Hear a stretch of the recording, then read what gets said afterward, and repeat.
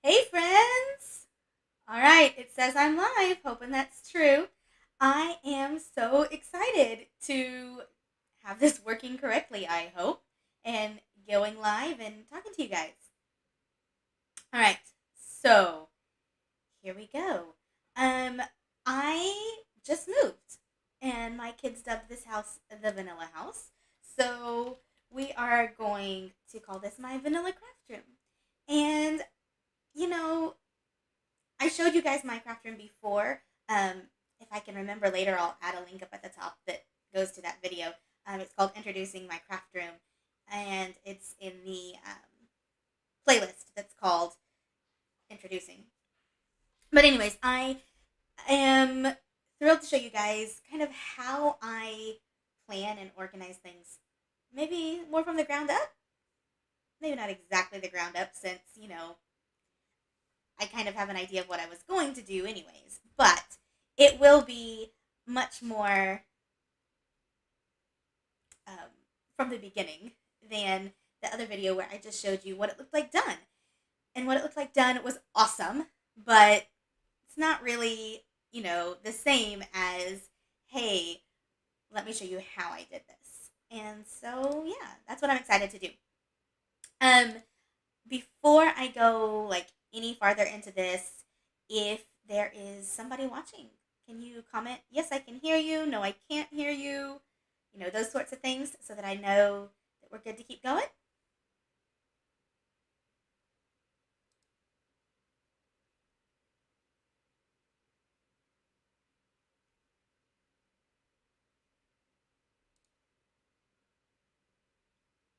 And I'm not seeing anything in the chat. Um,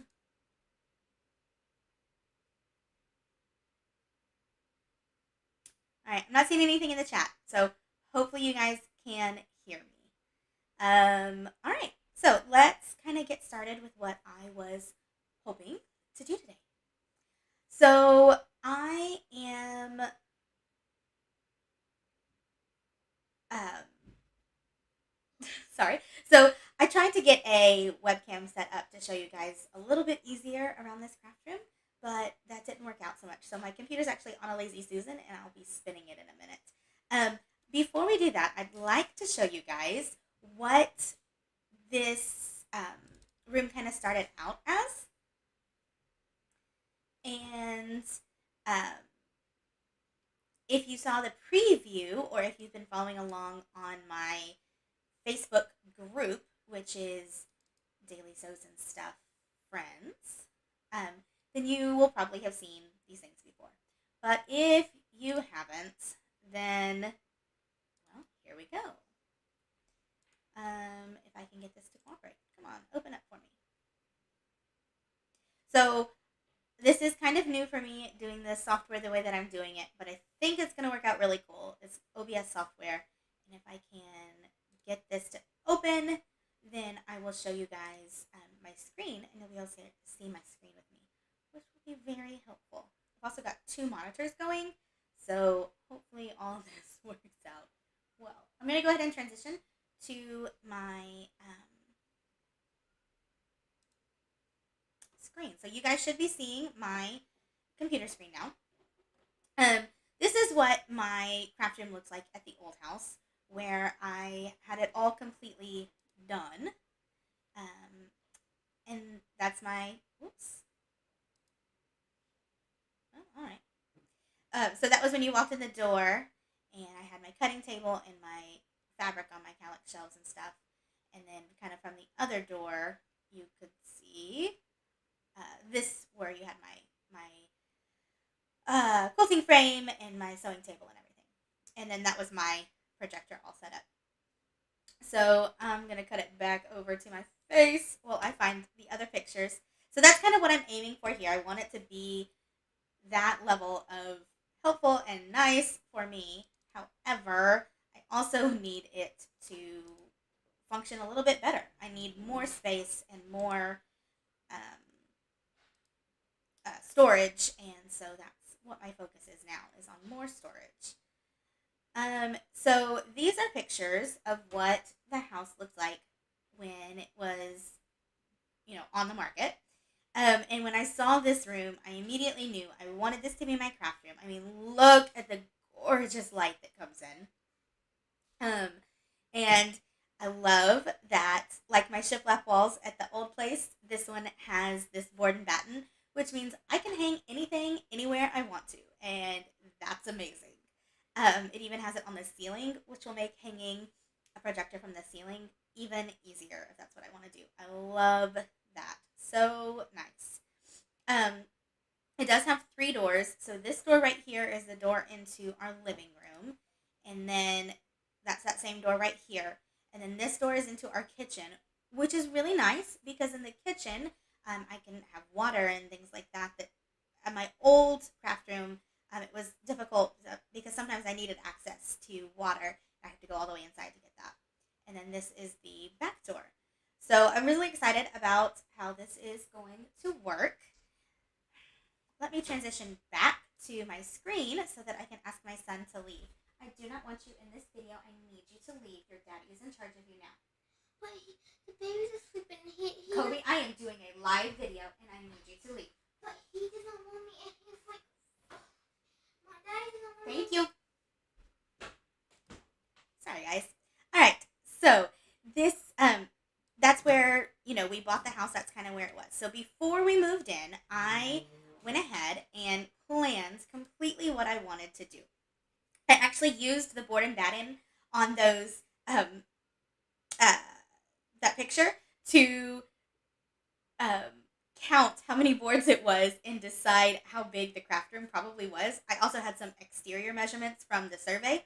So I used that and I created in Affinity Designer this picture of my craft room and what I wanted it to be. And I knew immediately that I wanted to add another set of Calyx shelves. So that was my kind of big motivation, was to add another set of Calyx shelves. I also knew I wanted to add a dress form, so that's there too. All right, so to figure this out, I actually used Affinity Designer to make this white part, this art board, the exact dimensions of the room at that time that I had figured out using the board and batten counting. And then I went ahead and I measured all of my different furniture and I made them these rectangles, again at the exact dimensions, and labeled them. So if you look over here on my layers, this is really fun, I think. I can turn off the furniture layer and you can see now this is that door to the kitchen, and it's a, what's the word? A swinging door, and so it actually only opens that far. And then this is the door to the outside, and because the wall is there, it only opens that far. And then this is the door to the living room, and it would actually open all the way up. So I have it set where you can see that it could open all the way up. And then all of these are the windows. Now, something I probably should have done and didn't was mark the plugs. There's a plug there, a plug there, a plug there, and there's sort of a plug here. It would need to be converted to the correct type of plug. But at the same time, I wasn't too worried about that because you can do, what do you call those things? Surge protectors, or my husband can, add a plug or whatever. So that's not always an option though. Oops. Here we go. All right, so let me turn the furniture back on. So I just made all these little guys to show kind of what my plan was.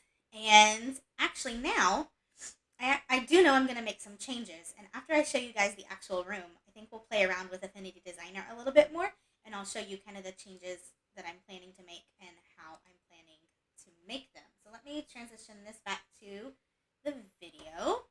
And then I can show you guys around in the craft room.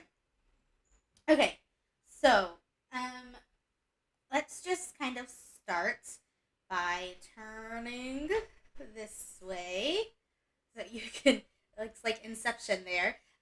Behind the computer monitor, you can see that's that door to the living room. And if I can get this pulled out without unplugging anything. This wall here is that wall where I'm going to add another set of Calyx shelves. All right. So those in the corner, those drawers, those plastic drawers that I've had for forever and are awful, um, because they're on wheels, but then the wheels break, and then they actually have served, awful was a little harsh. They've served a very nice purpose. However, they are not continuing to serve that purpose well. So I'm going to be replacing those with some Alex shelves from IKEA. And so that will be, we need to tweak that a little bit in my plan. But right there, kind of giving me a dead corner right there in that space is going to be the 3x3 Calyx shelves. There's the 3x4 Calyx shelves. And if I turn this down, you can see at the bottom how we had to build it up the height of the baseboard so that it could be back against the wall. And so we'll be doing that with the other set as well. And they'll be the exact same height. And we still get this little bit of display at the top. Now, obviously, right now, things are just shoved on there. They are not organized at all. That will be rectified soon. But it will be nice to have a little bit of display up there at the top. And I almost feel like I need one of those library ladders because I am very short and I'm not going to be able to reach a lot of these shelves. Or maybe I'm just going to keep that ladder inside. So that's that door to the kitchen. I'm going to put that folding chair will not be staying there, but that mirror is going to hang up there. And this is going to blow out, but that's the door to the outside. And then I do have my singer right there, and I plan to leave it there. And then right there, again, we'll look at the diagram in a minute. I'm going to change it up a little bit.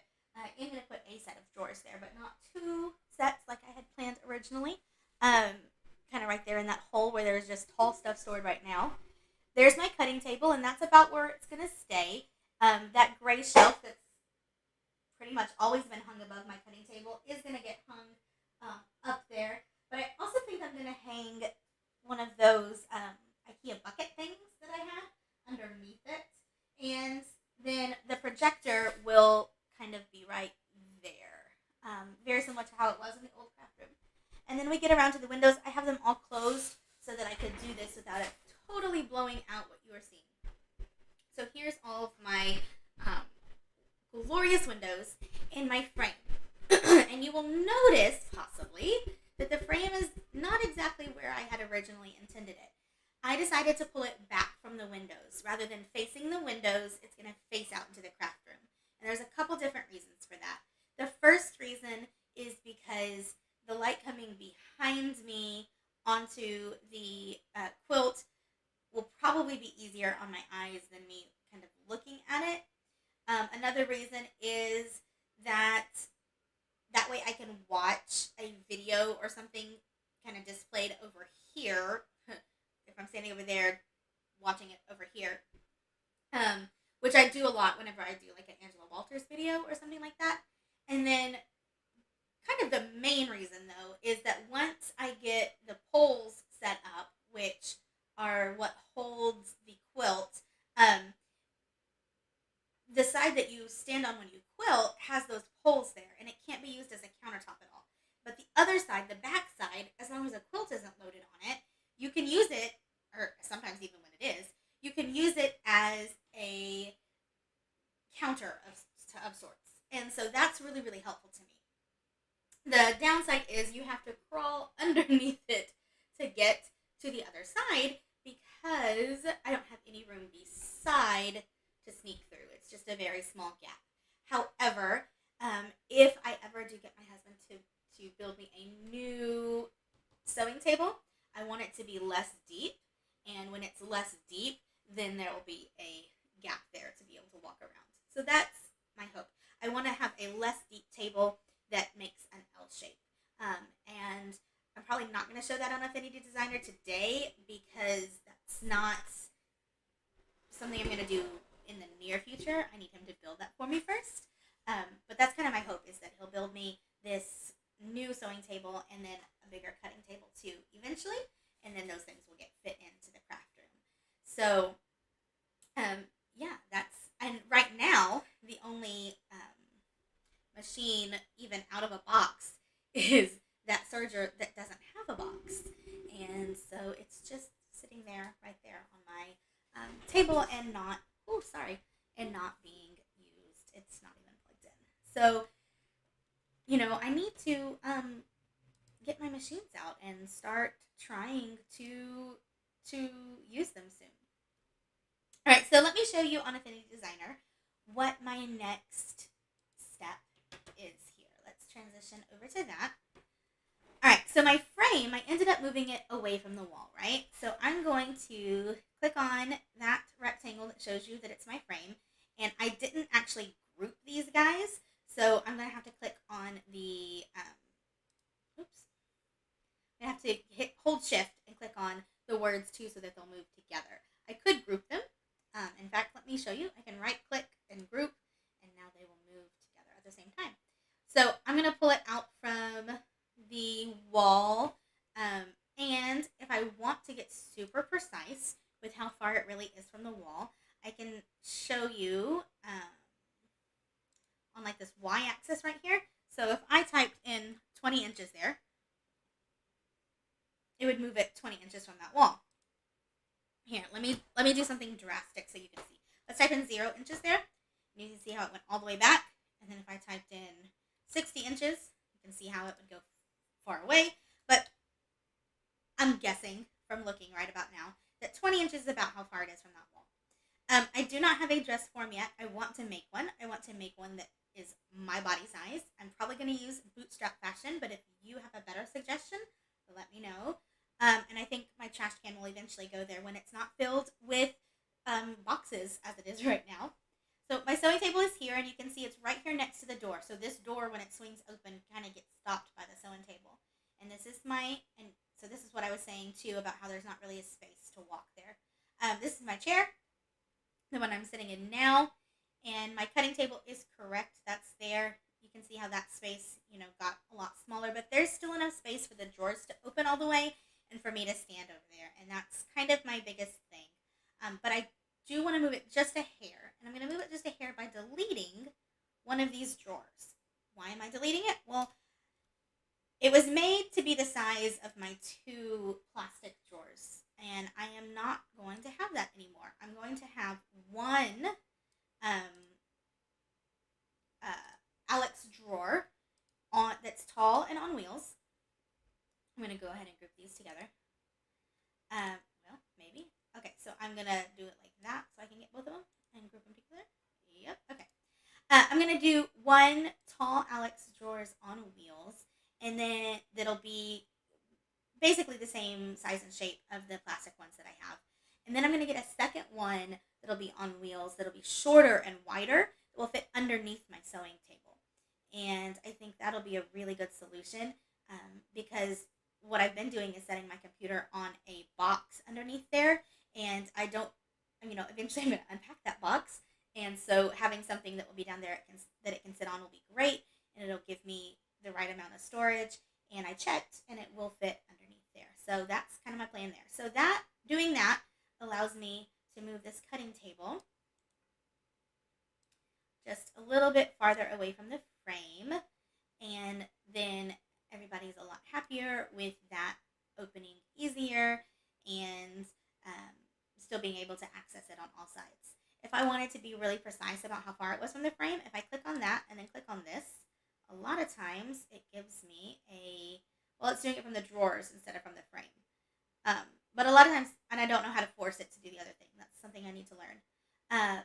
But it will tell you that green number was telling me the distance it was from the drawers. So these guys are about right. They're going to stay there.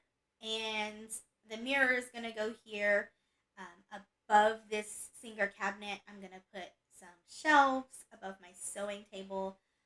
Here, let me move the window kind of forward. Can I do that? Arrange. Yep, move forward one. Oh, how about bring to front? Maybe not. Okay. Oop. Well, that really didn't work. If you kind of see that window comes to the same distance that one does. So I only have a little bit of room here to hang things, and I am going to hang some things there, but probably thread. I thought about not putting it on the wall and exposed, but in the end I decided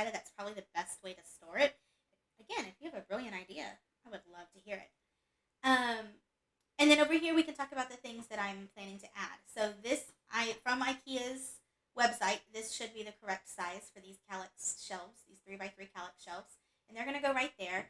And then eventually I would like to find a really nice chair to go here that I can sit in when I'm recording intros and things. And then probably get a rug. Here, let's add a rug. So I'm going to click on the rectangle tool. And I'm just going to make a rectangle. I'm not going to fuss too much about the size of it. And I'm going to go over here to the width.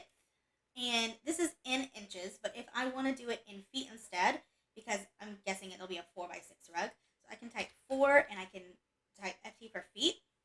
And then if I type here 6 feet, it will automatically, and I did that wrong, the width and the height, but that's okay. Look, we can rotate it 90 degrees.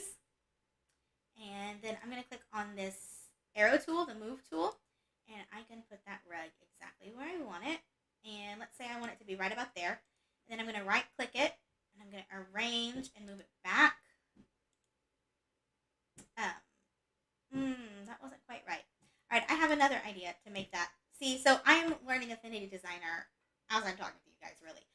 What I'm going to do is I'm going to cut it. So I used Control X to cut it. And I'm going to go up here and I am going to add another layer.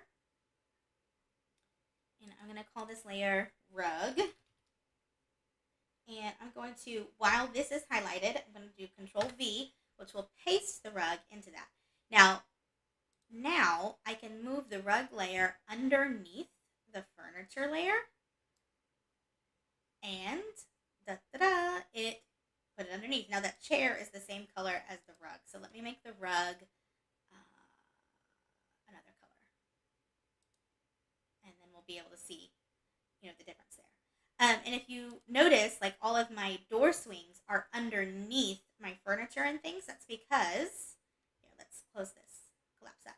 That's because the doors and windows layer is underneath. So this was really cool. This was really cool to figure out. I did this for actually the whole house. I have the whole house on Affinity Designer here and laid out how I wanted everything to go before we moved in, which was so fun. I usually do it on graph paper, but doing it this way, I was able to digitally send it to my family. So I was like, hey, when y'all are helping us move, this is where things go. I know, I kind of nerd out about weird things, but it was super fun. And it was a really great experience to play with Affinity Designer, because I think this will be a really powerful tool for adjusting patterns. So you can also do things like the pin tool. That's how I made these door swings. So I did like that, and then kind of you grab it and you curve it. And that's how I made those door swings, because you actually need, hold on. Let me delete this and try again, because you actually need 3 points to do that. Alright, so do it like that, and like that. And you can do different shapes with your curves. Anyway, I kind of got myself way off track there.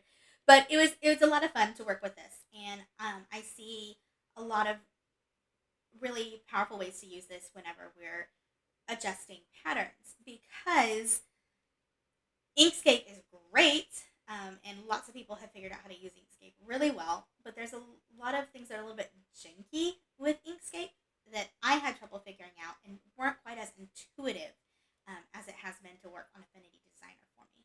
So I'm excited about that. I haven't quite figured things out yet, but I also think if we wanted to trace things, how I trace things into Adobe now, we could trace them into Affinity Designer and have even more power to work with them. We would be able to create layers very easily. I'm really excited about the possibilities there are with doing that. So that's something I plan to do in the future. I really plan to get down into the nitty-gritty of Affinity Designer and work with it and share some videos with you guys. One of the great things about it is that it cost me $25, and that was it. This is not a yearly fee, a monthly fee. It was a one-time $25 fee, and that is so much better than Adobe Illustrator. Can Adobe Illustrator do more? I don't know. I haven't ever used it, but probably. But there was a 90-day free trial, and then it was $25 for Affinity Designer.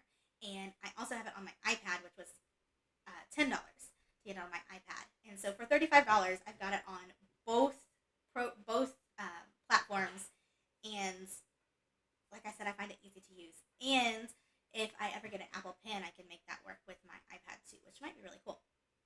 Kind of hopefully soon-ish this year, I plan to get one of my projectors set up to work with my iPad, mostly to see what it's like for people who use mobile projecting and figure that out and do a video on that too, maybe a series of videos on that. So that would be really fun to see how Affinity Designer would work with that, especially if all you have is an iPad to be working with. All right, so I have shown you guys what the craft room looked like. I have shown you what it looks like now. I have shown you what my plans are. I've shown you Affinity Designer. As I go through and am really working on my craft room and am really, organizing things and setting things up, I'm going to do quite a few, recordings and eventually kind of put it together into a video, maybe several videos. It might be a series about different things that I do to set up my craft room. So let's look at, my fabric. If you can see, which is probably difficult, I have my fabric wrapped around, look at this one for example. I have my fabric wrapped around boards and kind of organized by color, not super well right now. But then that's only woven fabric. All of my knit fabric, like this, is just plopped on the shelf or in those buckets down below. So I am planning to get my knit fabric as organized as my woven. For a long time I was using woven a lot more, but I've been using a ton of knit fabric lately, and I really want to give that the same kind of treatment. And so I'll be showing you guys the comic boards that I've been using and how I wrap it up and why I do it that way. It is not a new idea. I did not come up with it, but it works great, and so I would really love to show it to you guys and kind of my thought process behind how I'm organizing things. So I will have one set of Catholic shelves will be probably a woven set, and the other set will be a knit set. I'll have lots of notions on there too because I want it to look pretty as well as be super functional. I'm going to, like I said, put my thread on the wall so that I can see the colors. Right now it's in drawers, and it is organized somewhat, but it's hard to find exactly what I need right when I need it. And so hopefully putting it up on the wall will make that easier. And I'm just I'm really excited about how to make things work. Now, one problem I already know I'm going to have is I have set up my computer to be on my sewing table, which it has been. That's the way it's been for a while. But it also takes up space. And, when I've got 4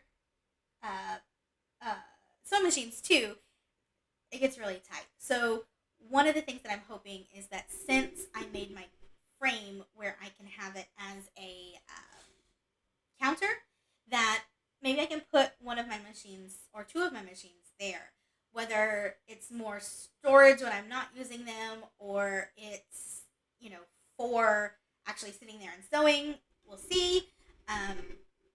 Because like I said, what I really want is this to be kind of L-shaped so that I can have it all on a sewing table, but spread out a little bit more. I don't know, we'll kind of see how things evolve, and I'm really excited to show it to you as that happens. All right, I was really hoping there would be some questions or comments or some interaction that we could have. I don't really see any right now. So if you have one of those questions, comments, things, go ahead and drop it real fast before I decide to end this thing. So yeah, I don't have anything recorded for today. That's why we did this live. And I don't really have anything for the end of the month, but I will make sure there's a video that goes out at the end of this month. I don't know if it's due to, the world opening back up some. I don't know if it's due to changes on YouTube. I don't know if it's due to the fact that my content has gotten worse in the last little bit because I've been focused on moving. Um, but I do think it'll probably be more like mid-July before I am monetized rather than the end of June, which is fine. Anything that happens, I'm grateful for. But I don't know exactly how that's going to work out with all of my different plans for this fall. We'll kind of see and see how things happen. My first priority is obviously going to be getting this room totally functional so that I can use it from my own self for sewing, but also for recording and um, you know being able to make better quality videos and that sort of thing. So that's kind of what I'm going to be focused on. I'm definitely going to record things like setting up my mounted projector. You guys never really got a good video showing that from beginning to end, so that is completely within my plans for the near future. And then hopefully I'll still be able to do what I'm hoping to do with the Vivimage 2 and Basic Niche mount and show you guys how that would work. I actually, now that I have 9-foot ceilings, might actually work out really well for me. But in the end, I am going to give away at least 2, if not 3 of my projectors, and that'll be really fun. We just kind of have to get there first. And then now that we're all settled and we're not trying to renovate houses and we're not trying to move and we're not trying to do all the things we've been trying to do, my husband is hoping that he can maybe get down to work on some plans for some different things. But on the list is certainly the projector. What's that word? Mount. The projector mount is definitely on the list. So hopefully that happens sooner rather than later. And yeah, that's the plans for the future. And I am really excited to be doing that here in the Vanilla house.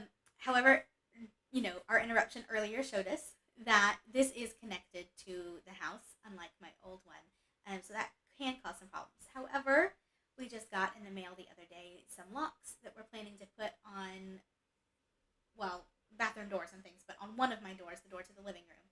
And then the door to the kitchen, since it's a swinging door, I need to figure out exactly how I want to do that. I think I might just put some door stops that would catch it.